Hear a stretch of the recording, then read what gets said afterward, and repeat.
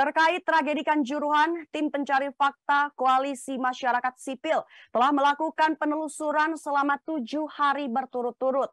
Dan hasilnya terdapat 12 temuan dalam investigasi awal. Sebanyak 12 temuan tim pencari fakta Koalisi Masyarakat Sipil tersebut disampaikan ke publik pada Minggu 9 Oktober 2022.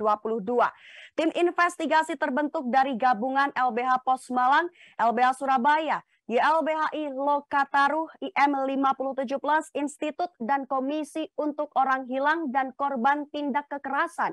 Tim tersebut menduga ada kekerasan yang terjadi secara sistematis yang tidak hanya melibatkan pelaku lapangan. Menurut tim pencari fakta Koalisi Masyarakat Sipil, ada aktor lain dengan posisi lebih tinggi yang seharusnya ikut bertanggung jawab dan perlu diproses hukum lebih lanjut. Adapun dugaan tersebut disimpulkan dari fakta-fakta di lapangan yang ditemukan. Dan berikut 12 temuan awal tim pencari fakta Koalisi Masyarakat Sipil seputar tragedi Kanjuruhan. Pertama, pada saat pertengahan babak kedua, terdapat mobilisasi sejumlah pasukan yang membawa gas air mata, padahal diketahui tidak ada ancaman atau potensi gangguan keamanan soal itu. Kedua, ada sejumlah supporter yang masuk ke dalam lapangan ketika pertandingan selesai. Berdasarkan keterangan saksi-saksi, hal tersebut terjadi karena supporter ingin memberikan dorongan motivasi dan dukungan moral kepada pemain. Namun hal tersebut justru direspon secara berlebihan oleh aparat keamanan yang berakibat terjadinya tindak kekerasan. Supporter lain akhirnya turun ke lapangan untuk menolong supporter yang mengalami tindak kekerasan dari aparat. Ketiga, tidak ada upaya dari aparat untuk menggunakan kekuatan lain yang memiliki dampak pencegahan berupa perintah lisan atau suara peringatan hingga kendali tangan kosong lunak sebelum tindakan penembakan gas air mata. Padahal berdasarkan Perkap nomor 1 tahun 2009 tentang penggunaan kekuatan, polisi harus melalui tahap-tahap tertentu sebelum mengambil tahap penembakan gas air mata. Keempat, tindak kekerasan yang dialami para supporter tidak hanya dilakukan oleh anggota Polri, tetapi juga dilakukan oleh prajurit TNI dengan berbagai bentuk seperti menyeret, memukul, dan menendang. Kelima, berdasarkan kesaksian para supporter, penembakan gas air mata tidak hanya ditujukan ke bagian lapangan, tetapi juga mengarah ke bagian tribun selatan, timur, dan utara, sehingga hal tersebut menimbulkan kepanikan yang luar biasa bagi supporter.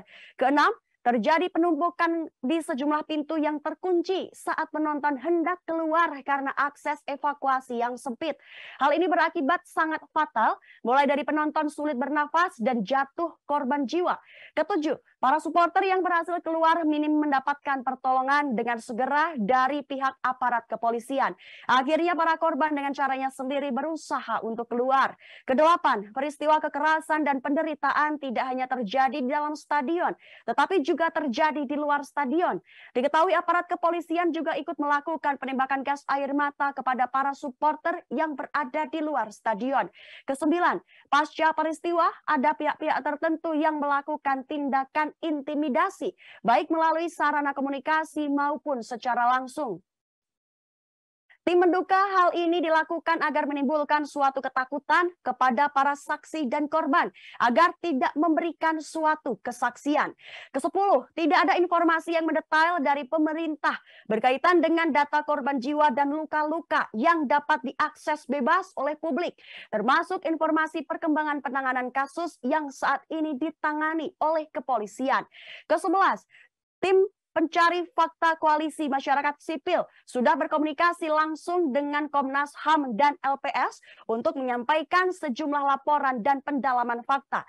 Namun tim pencari fakta Koalisi Masyarakat Sipil belum terlihat secara real menemui sejumlah saksi dan korban. Poin terakhir yaitu ke-12, tim menekankan bahwa penggunaan terminologi kerusuhan merupakan penyampaian informasi yang menyesatkan. Dalam peristiwa ini yang terjadi justru ialah serangan atau pembunuhan secara sistematis terhadap para warga sipil. Selain itu, narasi penemuan minuman beralkohol juga dapat menyesatkan fokus untuk penerangan kasus.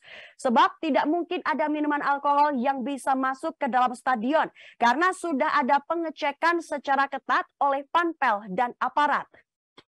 Terima kasih sudah nonton. Jangan lupa like, subscribe, dan share ya.